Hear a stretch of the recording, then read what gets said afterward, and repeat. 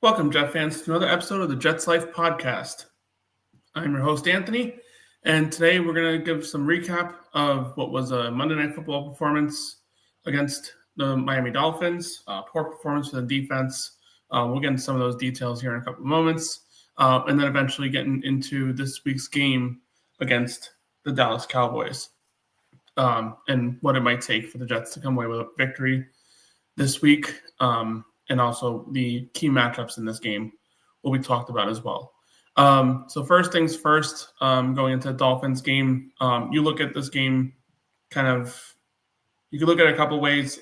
Promising performance by the offense, again, tallying up 400 yards of offense, close to 200 yards of rushing. This is the recipe for the Jets to be successful this season, is rushing for a lot of yards and the defense holding the opponents to low scores is the idea. However, the latter part of that statement has not been happening nearly enough. The Jets defense has been struggling. It's reaching a point of major concern. A few weeks into the season, this defense should be better. We would expect something better of a product on the field from this team, and they are getting marginally better. I will say that, to the extent that they're giving up a couple of few points a week, but that is not nearly enough for this team to be successful, and that's a big part of the reason why they're 0-4 heading into Week 5 of the season. And going into some of those topics here, especially for this last game against the Dolphins, I mean, you had a secondary that is just not communicating at all. You have players out there not tackling. You have guys getting wide open, 15, 20 yards down the field. Let's be real, the Dolphins ran the bootleg crosser route. It seemed like about 8 times this game, and every single time there was somebody getting wide open. There was overselling by the defense, completely committing to the run, and it's reaching a point of just frustration as a fan base. Like we're impatient, and we have every right to be impatient. We had a roster that a couple years ago was, enamored, and we were all, excited about the direction of this team. We viewed this defense as a defense that was Super Bowl caliber in just 2 seasons. It's gone completely off the rails to where they can't stop anybody. I have major concerns week after week. If you're going up against a team that has marginal receiving threats and a quarterback that can deliver a pass with accuracy, you're in for a long day, and that's been the case every single week this season. And I don't see it getting much better anytime soon. I mean, we have Dallas coming up this week, followed by a couple of games that, on paper, the Jets look like they can compete in these games. But I struggle to believe that the Jets are going to, do their job when this defense is just playing as poor as it has. Give the offense credit. They're holding this team afloat right now. The offense has been, pretty successful through the first 4 weeks of the season. The Buffalo game was just, a major, obviously it just wasn't what we wanted in that game. But Buffalo's on a different tier than every other team in the NFL right now. They're just playing their own game right now. There's very few teams I put in their caliber 4 weeks into the season. But all in all, I mean, it's just the major mismatch. And the Dolphins lost Tyreek Hill. I want to say it was midway through the third quarter or early in the third quarter. I forget exactly when he went down with his injury. And it didn't really matter. I mean, their offense obviously didn't do as much after he went down, but they were also up big at that point in time and didn't really need to do much. To just need to play game management football and just, control the clock the rest of the way and, leave that game with a win. And that's exactly what they did. Brandon Stevens wasn't as much of the culprit in this game as he has been in previous weeks. I put a lot of the blame in this game. Tony Adams and Cisco.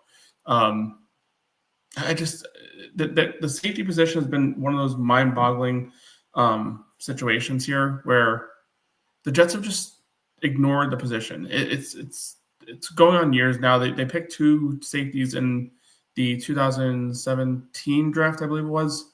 The year they drafted Jamal Adams and Marcus May in the first and second round, and they've just ignored the position ever since then. They've gone through the last few weeks of trying to address the position, acquiring a few players here and there to try and see if they can get some additional depth, some help in the secondary, because right now they need it. But it's just,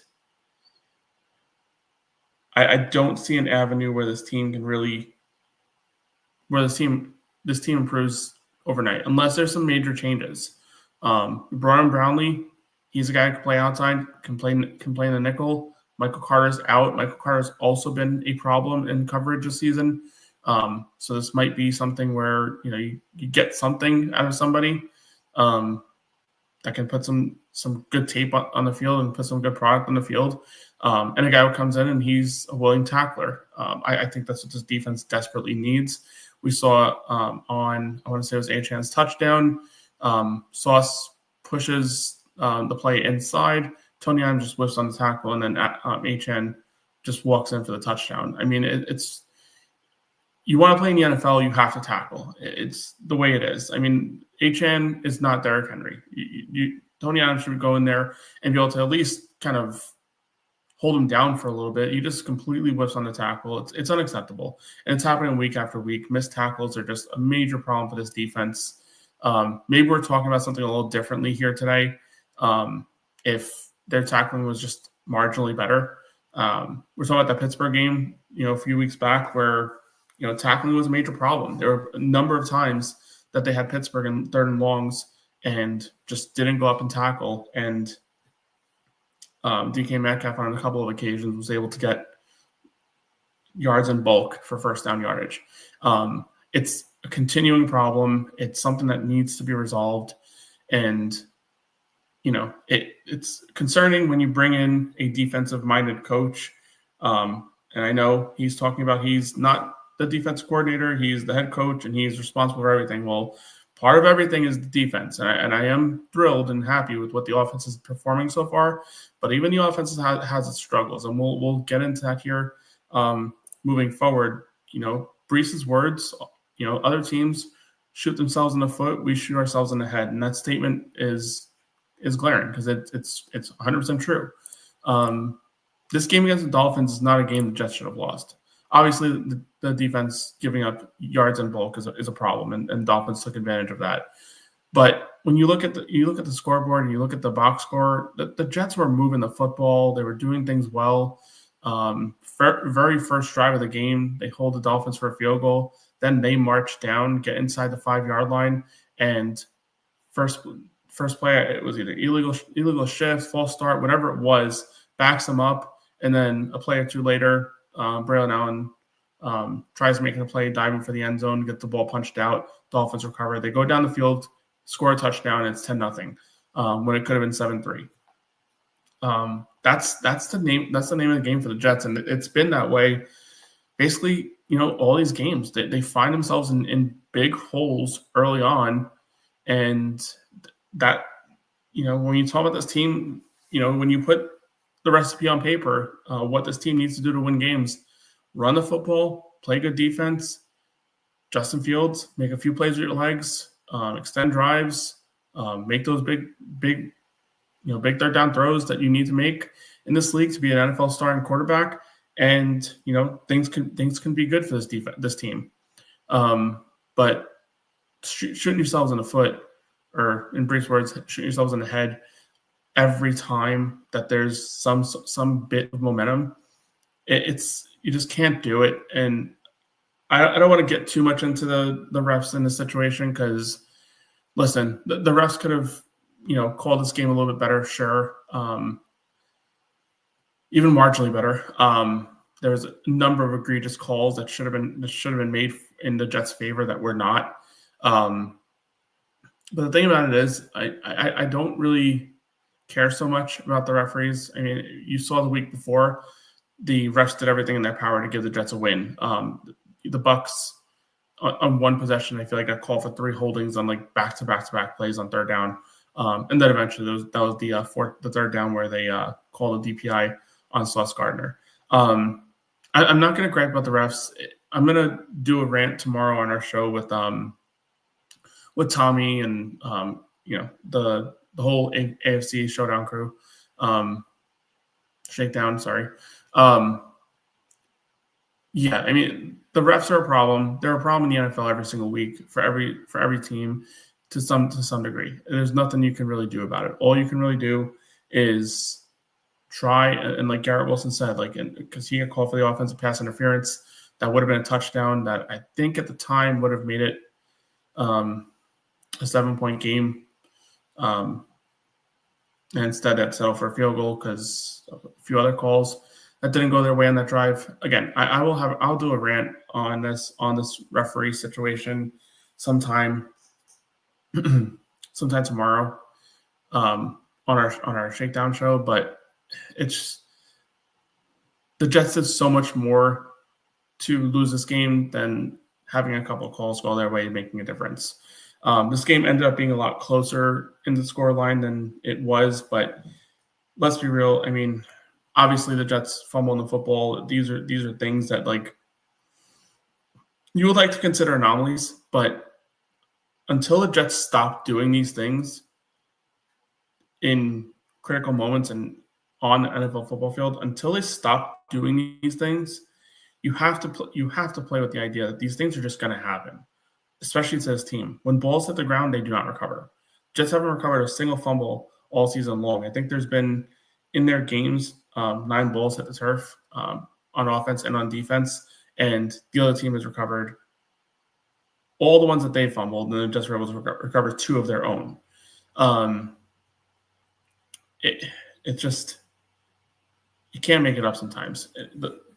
This team, I mean, I don't know what it is. I saw a clip of Aaron Glenn kind of doing ball security drills. Like, this has to happen. This team cannot be fumbling games away. Literally, they cannot be fumbling games away. This defense does not take the ball away nearly enough for this team to be able to capitalize on losing turnovers and trying to recover from that.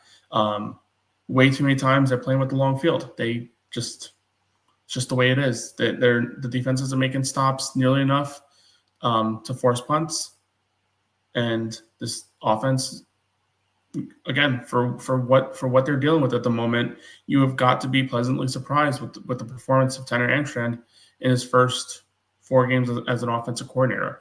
I personally think that this is a situation where the Jets might be moving in the right direction offensively, but in order for this team to make the fans proud, at some point in time, this defense has got to show up, and when is that going to happen is the major concern. And going through like the shooting yourselves in the head here, I'm going to move along forward a little bit because this game just had me frustrated. Again, I know it's the Dolphins, and the Jets always want to win against the Dolphins. As a fan, I'm never going to, even in tank mode and whatever that we might find ourselves in late in the season, one team I just don't want to lose to is the Dolphins. And to lose to them in prime time in a situation where, let's be real, the Jets could have, really kind of got things moving in the right direction, beating the Dolphins in Miami, would have been a huge momentum boost for this team a little bit. I know it's just Dolphins. They were 0-3 going into this game as well. But be able to beat the Dolphins, turn that team into what we all believe will eventually be scorched earth at some point in time. Everyone's going to lose their job there at some point. It's not looking good for anybody, any decision maker for the Dolphins at this point in time. But 13 penalties for 101 yards. That's insane. An insane number to give up 100 yards in a game. You just cannot do it. That evens up the yardage totals when you consider what the Jets did and the Dolphins did. Jets had 400 yards of offense. Dolphins had 300. That evens us out. Yes, Dolphins also had penalties for 40 yards as well. Looking at the box score here. But the 3 turnovers definitely equates for more than 40 yards of offense. It's the turnovers. It's the penalties. It's the lack of getting takeaways. It's something has got to improve for this team. And again, it's just hard to envision anything getting better until it actually does. It's very difficult at this point in time.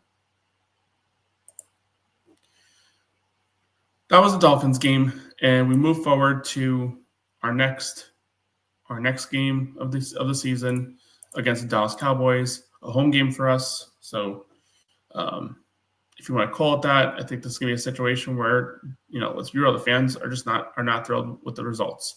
And if you're a fan, do you really want to throw away your Sundays and go out to a game where everything is riding on, a Dallas Cowboys victory in MetLife? With all that being said, they got to go out and play. They're going to play this game, obviously, and fans are going to show up. But I think it's going to be one of those situations like the first week of the season where it's probably a good split of Jet fans and Cowboy fans at this game. And as when you look at the scores and record predictions here, probably looking at more Dallas Cowboy fans than Jet fans just because of their position on the standings. Dallas comes in, I think, 1-2-1 after that tie last week. Jets come in at 0-4. Sorry, 0-4. Yes, just confirm 1-2-1 Dallas. I don't know why I couldn't think of that for a minute. So Cowboys fans travel. There's a chance for them to get to 500 and try and build on what was a strong performance against Green Bay, a game that a lot of us kind of thought that I personally thought Green Bay was going to run away with this game against Dallas, but Dallas put up a fight, brought it to overtime, ended in a tie, 40-40 tie. Kind of insane, but here's what's got to happen, and it's got to happen fast. The very first thing I need to know is somebody in the secondary going to make a play? Is somebody going to do something in this game? We're 4 weeks into the season and not a single takeaway. The Jets are the only team in the NFL without a takeaway. The Jets are last in the league in turnover margin at -7. They've lost 7. They've turned the ball over 7 times, had 0 takeaways. There's the math for you. The Cowboys come into this game with some injuries at the receiver position and at the offensive line, which we'll talk about in a few moments here. The Dolphins come into this game. Cowboys, sorry, I'm still in Dolphins mode. That game was so frustrating. Sorry. But the Cowboys come into this game with a lot of injuries on the offensive line and at the receiver position. I believe CeeDee Lamb has already been ruled out this game. But it really comes down to just the Jets have got to figure out a way to stop players from getting wide open down the field. It doesn't matter who is playing wide receiver. If you are just letting guys run across the field wide open, it doesn't matter who's throwing the ball. It doesn't matter who is catching the ball. Teams are going to take advantage of what they've seen on film, and what they've seen on film is a team that cannot cover crossers. It's out there. The film is out there, and it's been out there for 4 weeks now. So with Calvin Austin in the Pittsburgh game, you've seen it week after week, just teams just taking advantage of the secondary and this linebacking group that is struggling in coverage. The safety group is also, it's, again, going to be a topic of conversation here. And I don't know, unless there's a major shakeup, somebody moving somebody off the roster, Tony Adams should not be playing in the NFL anymore. It's getting ridiculous here. This guy has been in the league for 3 or 4 years now, and he's gotten worse this year. And you can't tell me that the Jets don't have somebody who can at least put a little bit of a better effort on the field on Sundays. Malachi Moore comes to mind, but he's a guy who was picked in the 4th round, I believe, fourth or 5th round, whatever it was. Picked late in the draft. It's not somebody you would expect to be, your lockdown safety. You would expect somebody picked at that slate in the draft to be someone who could come in as a spot player, a role player, eventually work his way up to hopefully an eventual starter. That's usually how you kind of view 4th round picks, and even late 3rd round picks to that extent. I think if you're picking 1st, 2nd, 3rd rounds, you're expecting starters. in this league, or high-end backups. And then as you get into day 2, you're looking at players that will eventually, be role players and eventually start some games for you, add some value on special teams. That's kind of what you would expect Malachi Moore in the season to be. But for the Jets, it's become a situation where he's got to be on the field. That you cannot tell me that Tony Adams is offering the best that this team can put together. They've brought in some players. They brought in Stevens, who can play some safety. Something's got to happen. It just cannot be the same every single week. It cannot be the same old Jets doing the same shit every single week. It's getting ridiculous. Moving along, though, yeah, I mean, when I say secondary, I kind of include the linebackers in that category as well, because let's be real, the linebacking group since Quincy's been out, and even, let's be real, even while Quincy was there, it was not great by any means. Jamie Sherwood has not lived up to his contract to this point. A lot of concerns for this entire defense as a whole. When you get, outside of Jawan Briggs, Will McDonald, Quinnen Williams, and Harrison Smith, who do you really trust on this defense to make a play? Sauce Gardner is only going to get the ball thrown his way 3 or 4 times a game. So obviously it's not going to be him. He's not willing enough as a tackler to make an impact in the run game. That's a major issue I had with a lot of Jet fans as Sauce Gardner was kind of working his way up. Anybody trying to compare this guy to Revis, you're out of your mind. Revis was one of, if not the greatest corners that we've seen over the last 30 years. It's easy to have that conversation. The guy was absolutely an animal. What he did in a time where the NFL was shifting towards, basically making it illegal to play NFL defense. And what he did over that time against top end wide receivers, following them day in and day out, cannot be replicated. It cannot. It just can't. He was one of a kind, and again, one of the best players I've seen wear a Jets uniform in my lifetime. Comparing Sauce Gardner, a guy that doesn't go up there and tackle nearly as enough, he might be. If you want to tell me he's better in coverage, I don't know, that's hard for me to even kind of work with you on as well. But you look at all-around player, it's not even a conversation. Darrelle Revis was an all-around elite corner. Speaking of Sauce, let's move on to the next topic of conversation. Starting to get into some of those key matchups in this game that need to happen and should happen. Pickens versus Sauce Gardner. When you look at the Dallas Cowboys right now and the injuries that they have on their roster, it makes all the sense in the world for Sauce Gardner to be traveling with George Pickens. CeeDee Lamb looks like he's been ruled out. Looks like he will not be playing in this game. Makes all the sense in the world for Sauce Gardner to be traveling with George Pickens and taking away what is Dallas's primary target. Now, the thing to be said about that is Dak is not a guy who kind of forces the ball to his number one receiver. He's going to throw it to the guy that's open.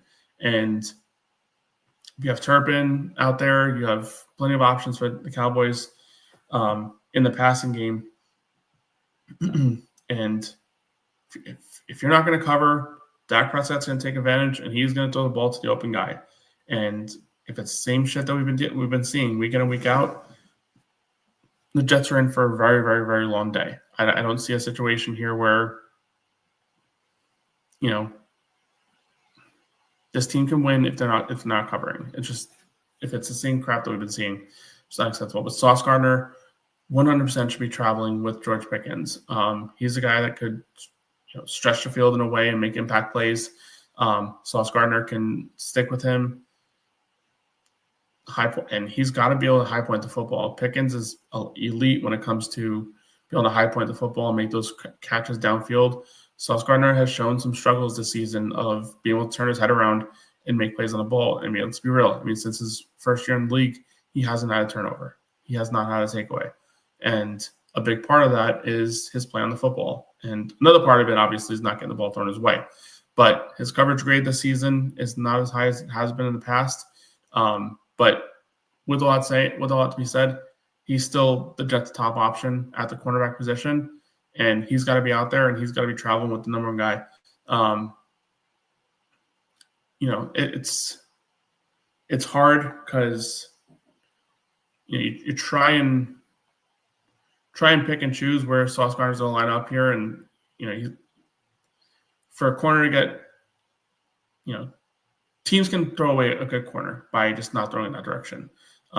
This is the kind of game where Dallas is going to need some plays out of the number one target in this game, which is Pickens, and you've got to put Sauce out there because if anything on film has shown you what teams are doing, they're looking for where Sauce is and they're looking for where Stevens are. And more case they're not, they're throwing it in the direction that Stevens is at. They're not throwing it in the direction Sauce is at. And it's easy recipe, and it's been working week after week. Jets just have to be better. Continuing down the line, this is going to be a game that I completely envision being high scoring. Let's be real. I have to say that because if I don't, we're talking about a potential Dallas Cowboys blowout. I just don't see a situation where this Jets defense can stop anyone until they prove me wrong. That's just the way it's been this season.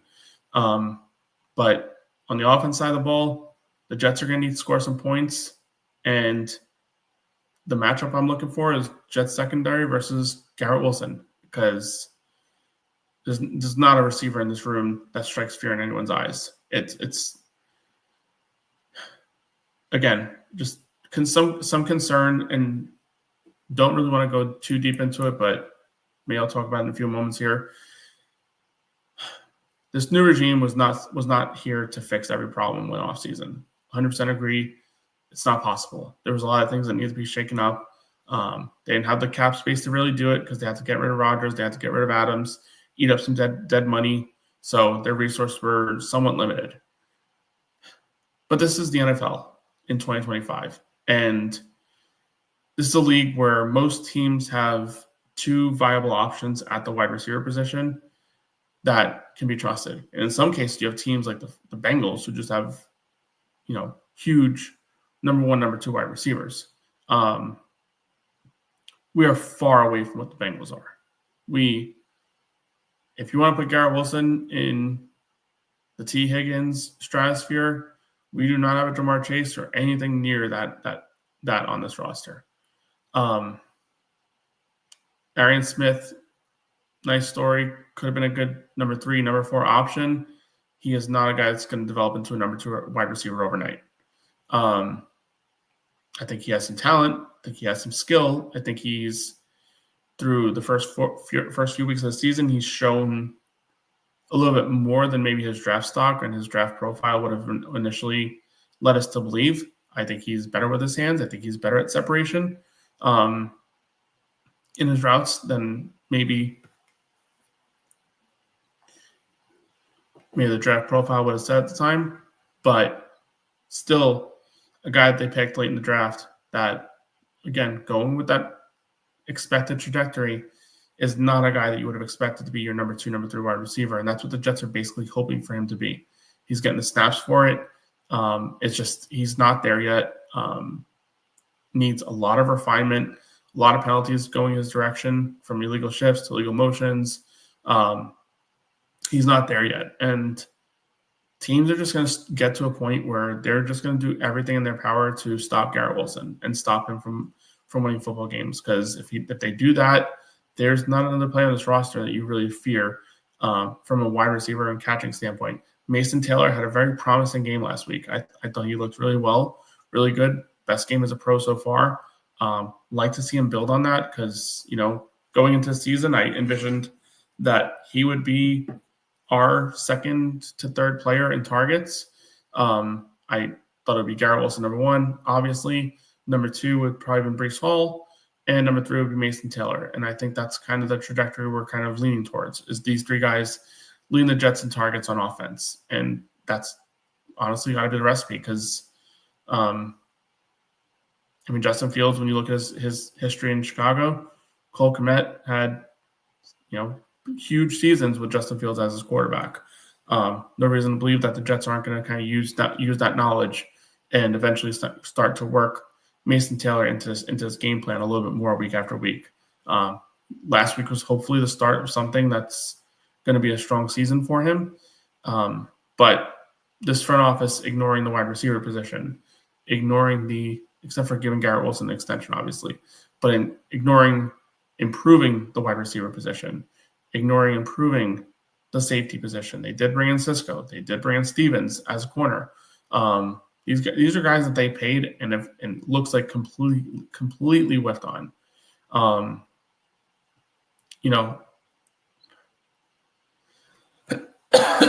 It's hard to blame a front office or a regime after one season, but I have concerns because not necessarily what they inherited. Obviously there is concerns there. I have more concerns about what they've brought in to this point. Membu looks like a find. Mason Taylor looks like a find. Azaria Thomas, I don't know. They're not putting him on the field nearly enough for us to get a good evaluation on him. Malachi Moore, similar. Not seeing nearly enough to get a good evaluation on him. The linebackers and defensive ends that they picked late in the draft, the guys that they picked out of Miami, don't look good at all. They just don't look like NFL caliber players. They look like guys that should be hopefully providing some special teams value, and that's really it. And this is a major concern of mine because, it's the first year. There's usually a transition year. It's hard to really kind of evaluate. But when you consider the contracts that they gave out to Stevens and Cisco, these are guys that they handpicked. These are guys that they saw on the free agent wire and said, we need these guys to be Jets, and we're going to pay them. We're going to pay him a big contract. They gave Brandon Stevens high end cornerback 2 money. They gave Andre Cisco $10 million to play safety, and those are big numbers when you consider the positions that they play and their position on the depth chart. I have concerns there, and I think that this team has major concerns as well. It's being shown in their decision making here. They're making trades mid-season for players on the back end of depth charts that they see as potential upgrades or improvements. Michael Carter is not a decision that they made, so I'm not going to really fault them too much for that. That's a situation where you inherit a player, can't really improve it, so see what he does under this new scheme, then make a decision later on. Well, the Jets are going to make a decision pretty quick on this, because if Michael Carter doesn't get healthy and turn this thing around, I can't see them keeping him around for another season after this year. So you fully anticipate that there's going to be some major shift in the secondary at some point. But unfortunately, we're 4 weeks into the season, and you're not going to find all pros on the street. It's just not the way it's going to be. The best you can do is kind of what they've been doing. Late round pick swaps, get somebody that has some value. Hope that they can mesh with this coaching staff and with the scheme, and cross your fingers. That's really kind of the path that they're taking here. Again, I'm not making proclamations. I'm not making any sort of,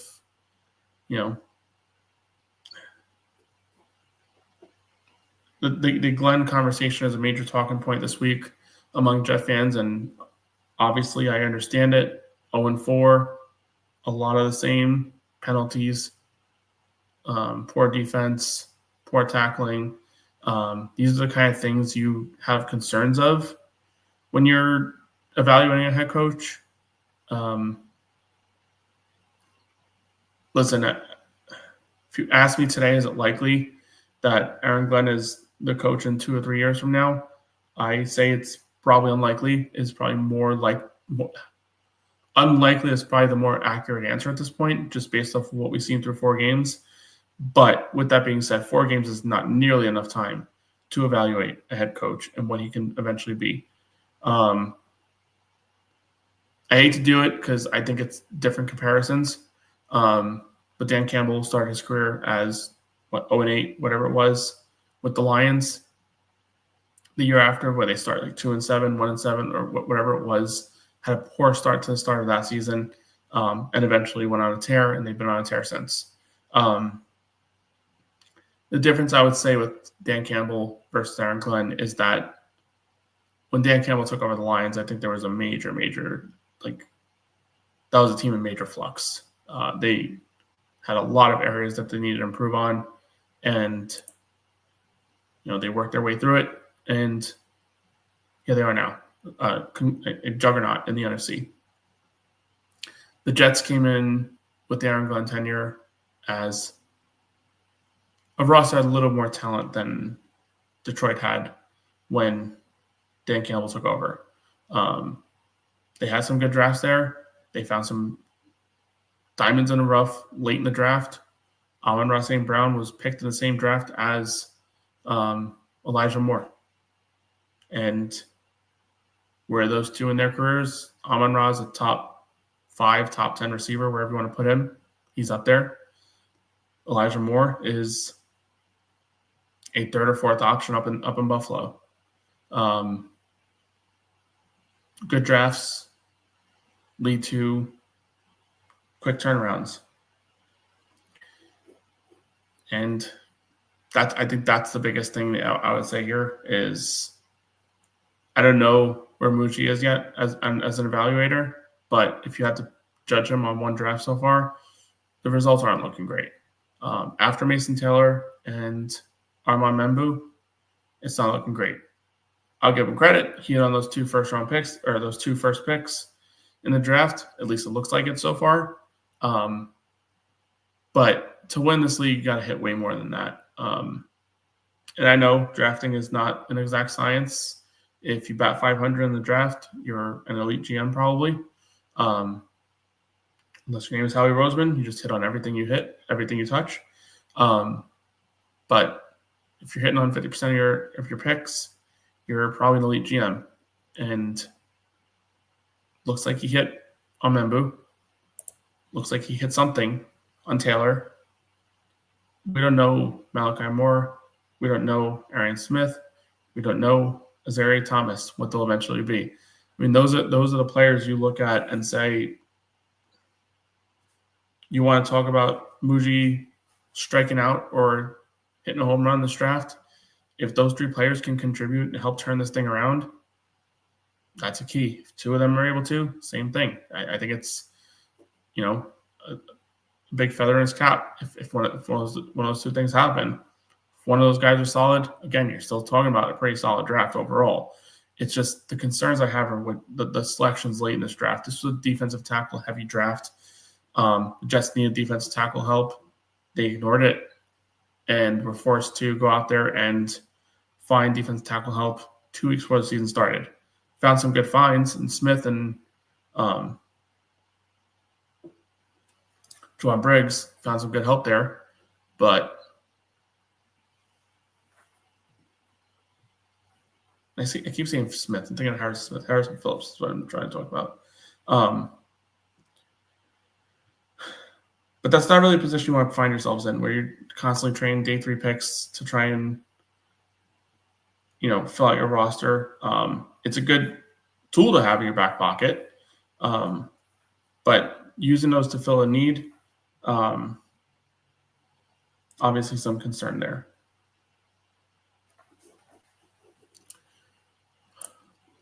Which leads me to my last topic of conversation. Jets defensive line versus the Cowboys offensive line. I'm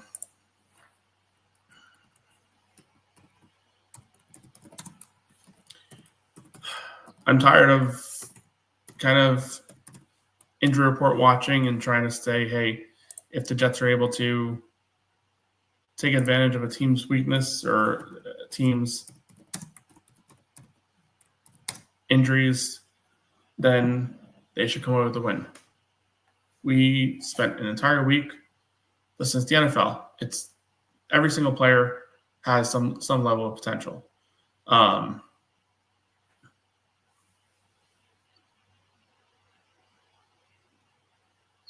Dallas is going to put a good product on the field. Doesn't matter who's playing offensive line.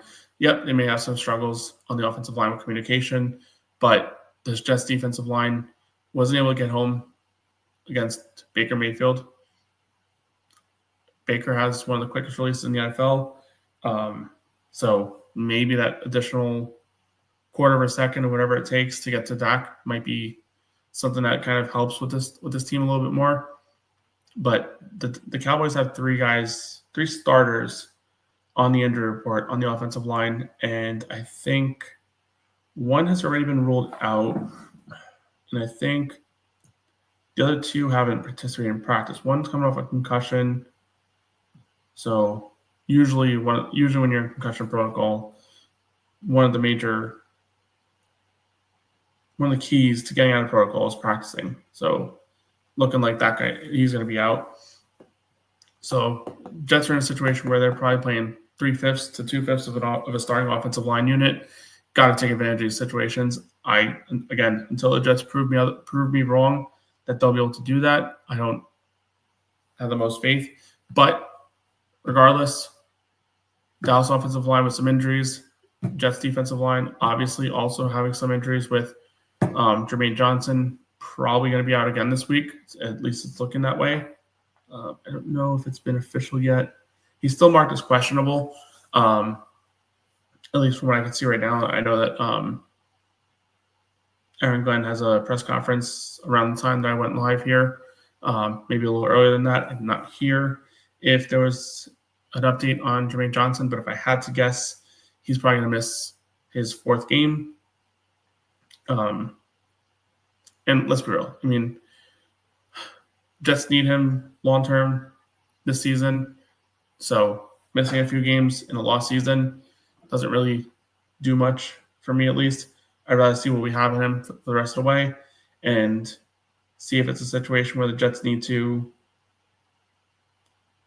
offer a contract extension or tag him or move forward without him. I think one of the first two would be a better decision, probably more likely the franchise tag, especially with the injuries he's kind of been dealing with the last couple of years. But he's a guy that you look at and you want here long term. His intangibles on the field as a leader, I think, were sorely missed by this defense last season. And I'd like to see a little bit more of that, especially if he does come back. Does he himself kind of reinvigorate this team a little bit more? With what he is as a leader. When he speaks, you kind of get that vibe that he's one of those, when he speaks, people listen type of guys. And maybe that's just what this team needs, just someone in that locker room that can kind of put some accountability out there, because he was completely missed for the last 2 years. Well, really, year and 3 games. Alrighty. Moving forward, we get into our X factors for the game, and then I'll get into my score prediction here in a couple moments.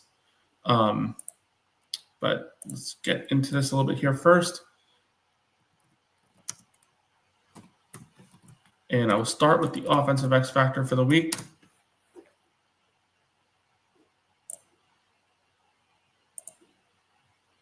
Okay. Talked about it a little bit here, quite some time. The recipe for this Jets team to be successful, they've got to be able to run the football. They've got to be able to manage the clock, and they've got to play some good defense. They got to score points this game, and they've got to score them in bunches. That's just got to be the way it works.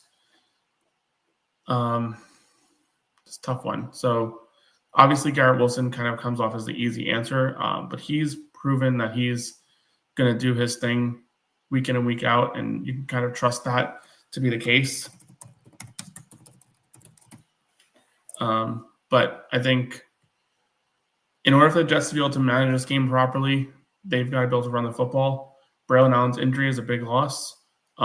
So someone's going to get a lot of shares of carries in this game, and someone I expect should take advantage of this team and this offensive line and build off of what was another strong performance last week.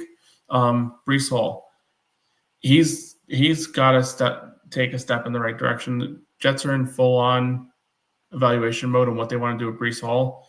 Braylon Allen injury is a critical one. I think anybody who had the thoughts of this team potentially trading away Breece Hall at the deadline, I think those thoughts are gone at this point, especially if this injury to Braylon Allen is more serious than just a short stint. I know it's a meniscus injury. I think they're still evaluating. I'm not sure if there's been an updated prognosis on that to this point. But Breece Hall, it's your time now. You're RB1. Isaiah Davis, maybe you get some you will be getting more snap share, and the Jets brought in a couple of running backs to help out with additional depth and hopefully build off of this offensive line and try and find different bodies in there to kind of get to take some carries and take the load off Breece Hall a little bit. But Breece, it's up to you now, buddy. You gotta prove all those naysayers wrong. There's guys out there that don't think you can play, that don't think you're the elite running back that a lot of people thought you would be when you had an outstanding rookie season. Continue to prove those guys wrong. Go out there, have a strong performance, and lead this team to hopefully a big upset. That's really what's going to come down to this game. Is if this team can run the football and keep the ball out of Dak's hands, make a defensive play or two. This is the NFL. That's what it's all about. Teams making plays. Say what you want about the Dolphins game. I completely think that this was a game the Dolphins controlled from point A to point B, point Z. But with all that being said, the Jets ended the game on a one-score possession, had the ball in their hands at the 2-yard line or whatever it was to be able to go down the field and potentially do something with that lateral play, whatever. That the ball was in their hands to potentially pull something off. That's what the NFL is. 3 games this season, the Jets had, the games ended at 1 scores. 2 of those games, I think, were complete kind of mirages when you look at the final scoreboard. But again, it's the NFL. Close games, all it takes is a mistake or two, and you're walking away with a victory.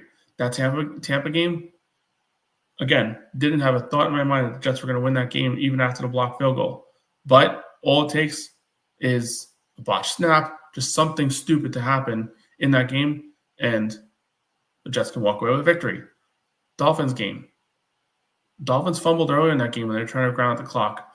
Maybe the Jets get a fumble recovery after they score that touchdown to go down by 6 points, and they have a little bit more time to work their way down the field than just that 3 seconds or 4 seconds that they had to do that final play. Maybe that's the case. But, again, it's the NFL. You're going to have to keep up with the Cowboys. And if you can't, obviously this can be a game that gets ugly very, very fast.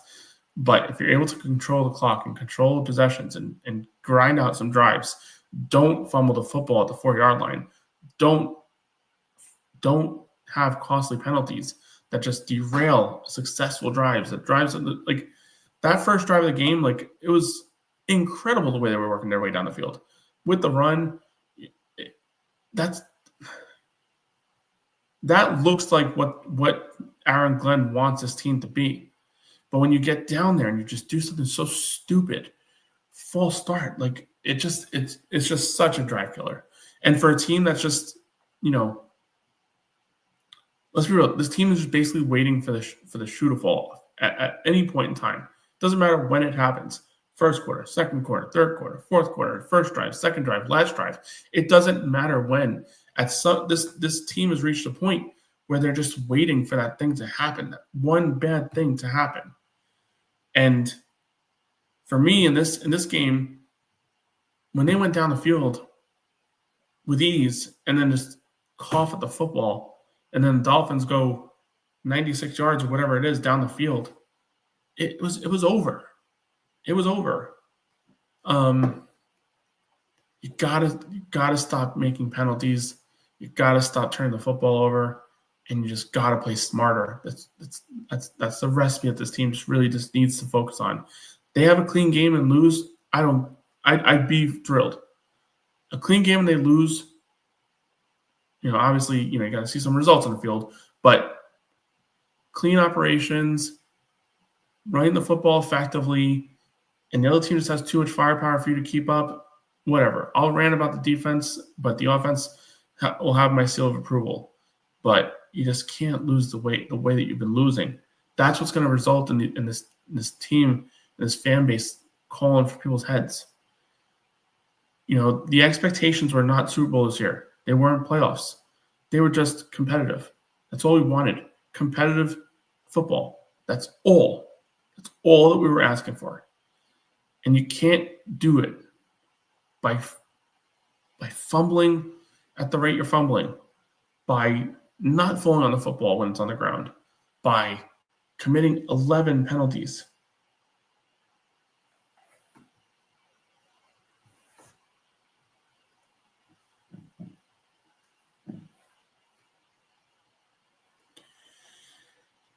Just unacceptable.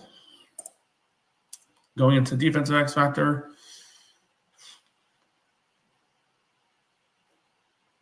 I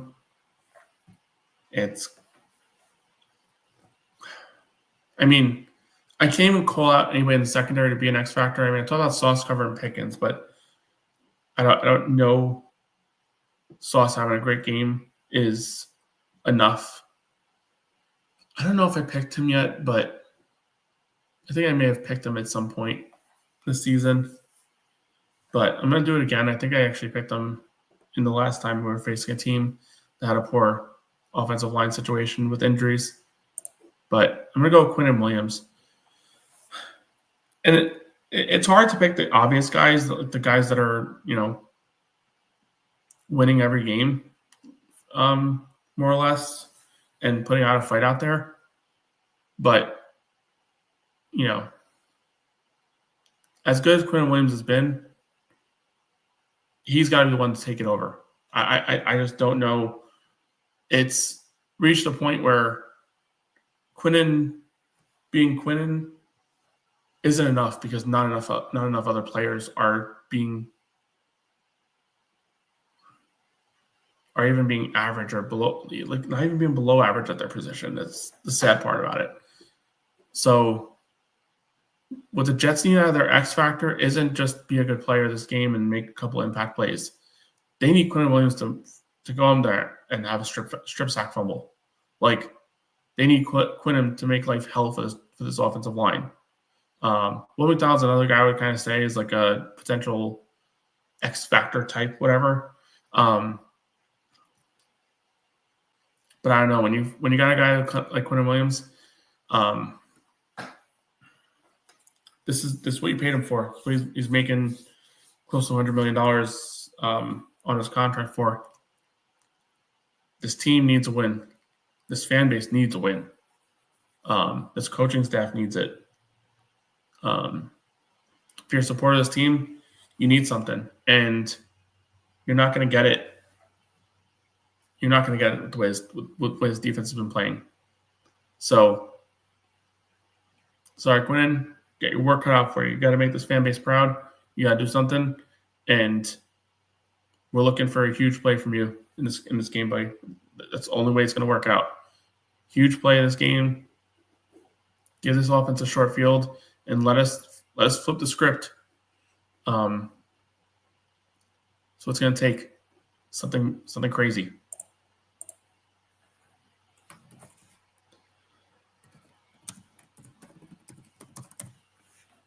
Alrighty, and with all that, we get to the score prediction.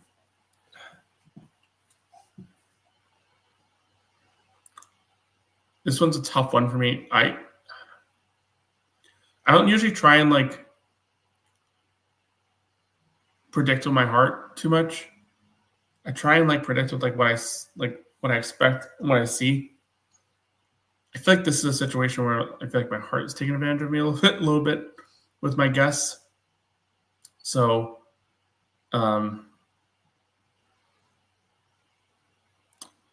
I don't know. There's a lot on this game that makes me just feel like this might be the moment for this regime to get their first win. As negative as I've been this entire time, I've been kind of toying with this a little bit, but I don't know. I oddly do still have a margin of faith in Aaron Glenn to be able to get something out of the season. What is that? I have no idea. Obviously, like, not expecting playoffs, not expecting a 13-win run here down the stretch, but I think this is the moment for the Jets to get their first win of the season. So I'm going to predict the Jets win first time this season.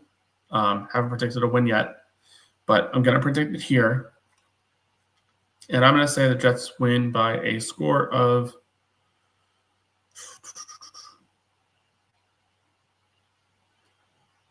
30-24. I'm going to say Jets win this game 30-24. Again, I have major concerns with this defense, and I'm even going, like, I was even playing with 30-27. Major concerns with this defense, but this offense is showing me something. It's really showing something. Justin Fields with the ball in his hands has been fun to watch. This running game, including Justin Fields with his legs, has been one of the top 5 running units in the league. I just need this team to get up to a faster start. I can't see it as slow of a start as it has been. This team needs to show us a little bit more early in the games. They need to show us that are the results we're seeing at the end of the game a result of teams converting or changing their game plan to more of that prevent style defense like we saw at Tampa a couple weeks ago, or just kind of preserving the field, keeping things in front of them and letting you kind of work your way down the field. Like, we need to see, and obviously we didn't have that in Pittsburgh. Pittsburgh was a situation where this team was taking advantage, taking shots. Fields had one of his best games as a pro in this league in week 1. I want to see something closer to that. And Dallas Cowboys defense, and they do have some guys coming back, Bland and Diggs, look like they're moving in the right direction on the injury report. Don't know if they'll be playing. I think they're still both listed as questionable. But this is a situation where maybe, just maybe, the Jets can pull it off, go out there with an upset. So, yeah, I'm going to say Jets control this game with the run game, keep the ball out of Dak Prescott's hands. There's going to be a critical turnover at some point in this game that the Jets are going to be able to capitalize on, and they are going to walk away with their first victory of 2025. I'm saying the score is, I'm going to stick with it, 30-24. New York Jets. All right, if you haven't already, just hit the like button, subscribe to my channel. Appreciate all the viewers, and most importantly, let's go Jets.